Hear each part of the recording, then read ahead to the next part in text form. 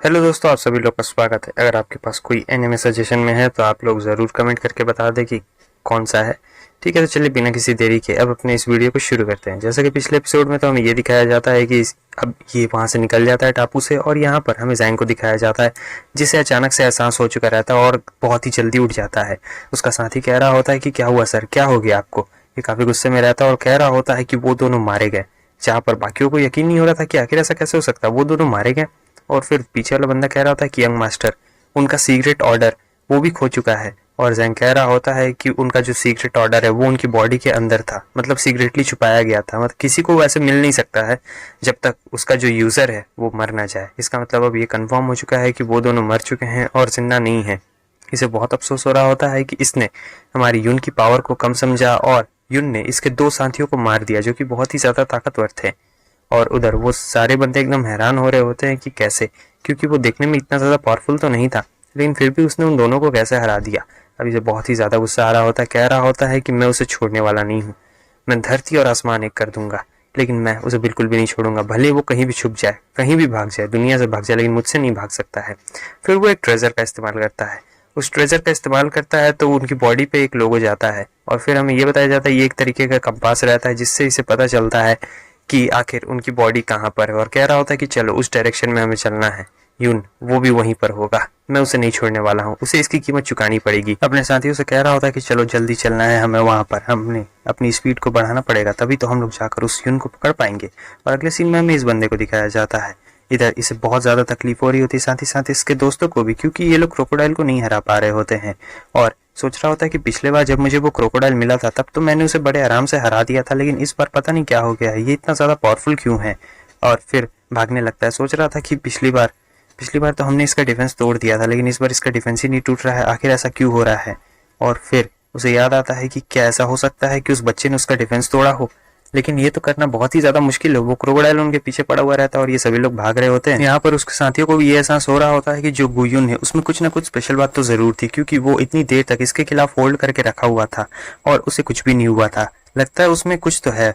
तभी वो बंदा कह रहा होता है कि उसमें कुछ भी स्पेशल नहीं था, वो बस अपने स्पिरिट फायर का इस्तेमाल कर रहा था और कुछ भी नहीं। मुझे लगता है कि उसके पास कोई फायर टाइप ट्रेजर है। तब उसके साथी भी कह रहे होते हैं कि हाँ, मुझे भी लगता है कि उसके पास कोई फायर टाइप ट्रेजर था। अगर मुझे पहले से ये बात पता रहती तो मैं उसे कभी भी जाने नहीं देता।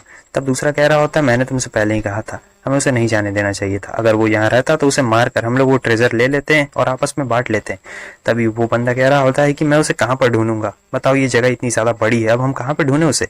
इधर हमें यून को दिखाया जाता है जो कि आराम से अपने बोर्ड पे था और कह रहा होता है कि मैंने अपनी जर्नी कुछ ज्यादा ही तो कर ली है, लेकिन मुझे अभी तक फ्लेमिंगोज नहीं दिखे हैं। फिर वो मैप में देख रहा होता है जहां पर जो बाउंड्रीज रहती है मैप की, उससे आगे दिखाया जाता है कि फ्लेमिंगोज रहते हैं और वो बहुत ही खतरनाक भी जगह रहती है। तभी उसे आगे में एक टापू दिखाया जाता है जो काफी ज्यादा छोटा रहता है लेकिन देखने में बढ़िया लग रहा था। जब यून उस टापू पे पहुंचता है तो उसे काफी ज्यादा अजीब लगता है, वो इसलिए क्योंकि उस टापू पे एक भी स्पिरिचुअल ग्रास नहीं था। वो सोच रहा था क्या ये टापू इतना ज्यादा पावरफुल है कि एक भी सेज ग्रास यहाँ पर नहीं है। तभी हमें दूर में घर दिखाया जाता है जहाँ पर दो बंदे रहते, कह रहे होते हैं कि ओह, ये चिक तो सचमुच बहुत ही ज्यादा कमाल की है, मैंने इसे काफी लंबे वक्त से नहीं देखा है। और वहां पर एक लड़की उसके ग्रैंडपा होते हैं जहां पर वो कह रहे होते हैं कि प्लीज आप दोनों हमें बचा लीजिए, जैसा कि आप लोगों ने कहा था हम लोग बिल्कुल वैसा ही किए हैं।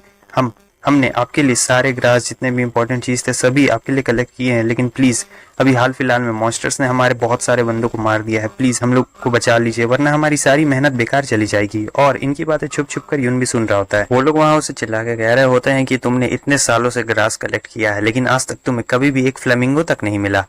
तब वो जो ग्रैंडपा होते बता रहे होते हैं कि मुझे माफ करिएगा, लेकिन जो फ्लेमिंगो रहता है उसे पाना बहुत ही मुश्किल है, क्योंकि जहाँ पे वो रहते हैं वो बहुत ही एक्सट्रीमली हॉट जगह रहती है। और पिछली बार तो हमारे आदमी कलेक्ट करने गए थे लेकिन वो मारे गए थे, तो वहां पर हम लोग बिल्कुल भी नहीं जा सकते हैं। लेकिन वो जो बंदे रहते हैं उन्हें उल्टा सुना रहे होते हैं, क्या सबसे इंपॉर्टेंट चीज तो तुम लोगों ने छोड़ ही दी, फ्लेमिंगो तुम लोग नहीं ले पाए, बहुत बेकार है। तुम्हें फ्लेमिंगो किसी भी हाल में लाना ही पड़ेगा, अगर तुम फ्लेमिंगो नहीं लाओगे तो याद रखना हम लोग किसी को भी नहीं बचाने वाले हैं और तुम्हारे इतने सालों की मेहनत बर्बाद हो जाएगी। अब जाओ हमारे पहले फ्लेमिंगो लेके आओ। तभी उस बंदे को अचानक से एहसास होता है कि कोई उनके आसपास है और सोच रहा होता है कि चलो अच्छा है, कम से कम मेरे पास स्पिरिट वॉर्म तो है। अगर स्पिरिट वॉर्म नहीं रहता तो इसकी प्रेजेंस इतनी ज्यादा हिडन है कि मुझे पता भी नहीं चलता कि कोई हमें छुप छुप कर देख रहा है। उसके बाद वो कहता है कि मेरे प्यारे दोस्त वहां से बाहर निकल जाओ, मुझे पता है कि तुम हम ही लोग को देख रहे हो। तब यून हंसते हुए बाहर निकल रहा होता है और कह रहा होता है, ओ मुझे लगता है कि मैं पकड़ा गया। और फिर जाता है उन लोगों के पास जहां पर वो लोग भी उसे देखते हैं और फिर हमें उस वॉर्म को दिखाया जाता है जो कि सीधे अपने मालिक के पास चला जाता है। उस वॉर्म को देखने के बाद ये समझ चुका रहता है कि ये लोग बहुत ही ताकतवर है, क्योंकि इनके पास वॉर्म भी है और यहाँ गार्डिंग करना भी बहुत मुश्किल है। फिर एक बंदा कह रहा होता है कि क्या कोइंसिडेंस है, देखो तुम भी क्वेश्चन सेट से हो और यहाँ पर हम लोग मिल गए हैं। अब जब तुमने इस जगह को डिस्कवर कर ही लिया है तो हम तुमसे बस एक ही बात कहना चाहते हैं कि चलो हम तीनों मिल बांट कर यहाँ पर रहा जाए। मतलब देखो यहाँ पर इतनी सारी चीजें हैं कि हम लोग आराम से बहुत सारी चीजों को बांट सकते हैं और तुम्हारे लिए ही ये बेनिफिट रहेगा। क्या स्पिरिट पिल लेना चाहोगे? और साथ ही साथ हम तुम्हें एक और बात बताना चाहते हैं, और वो बात यह है कि तभी यहाँ पर यून को कुछ गड़बड़ लग रही होती है। वो पीछे मुड़ता है, हमें दिखाया जाता है एक स्नेक को जो कि सीधे उसकी तरफ हमला करने के लिए आ रहा होता है, लेकिन वो बड़े आराम से उस सांप से बच चुका रहता है और इन्हें गुस्सा आता है क्योंकि इन्हें यून को मारना था। सीक्रेट जो पता चल गया था, यून इतनी आसानी से उसे मार नहीं सकता था क्योंकि वो तीनों उसे मारने के चक्कर में लगे हुए रहते हैं। एक सांप भी रहता है और सोच रहा था इन दोनों की पावर पहले वाले से बस थोड़ी सी ही ज्यादा बढ़ी हुई है, लेकिन ये दोनों मुझे मारने की फिराक में और मुझे यहाँ से किसी भी तरीके से निकलना पड़ेगा। साथ ही साथ ये लोग इंसेक्ट्स को भी कंट्रोल कर सकते हैं जो कि बहुत ही ज्यादा खतरनाक है।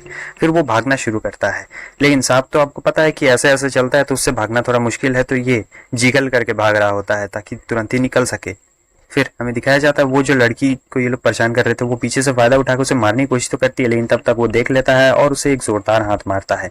अब यहाँ पर हमारे यून को एक मौका मिल चुका रहता है, लेकिन वो मौका क्या रहता है वो तो आपको अगले एपिसोड में ही पता चलेगा। वैसे ये दोनों बहुत ही ताकतवर रहते हैं क्योंकि ये दोनों यहाँ के जितने भी छोटे छोटे बीस्ट इंसेक्ट्स हैं उन सबको कंट्रोल भी कर सकते हैं। ठीक है, अगर कोई एनिमे है आप लोगों के पास तो आप लोग कमेंट करके जरूर बता देना।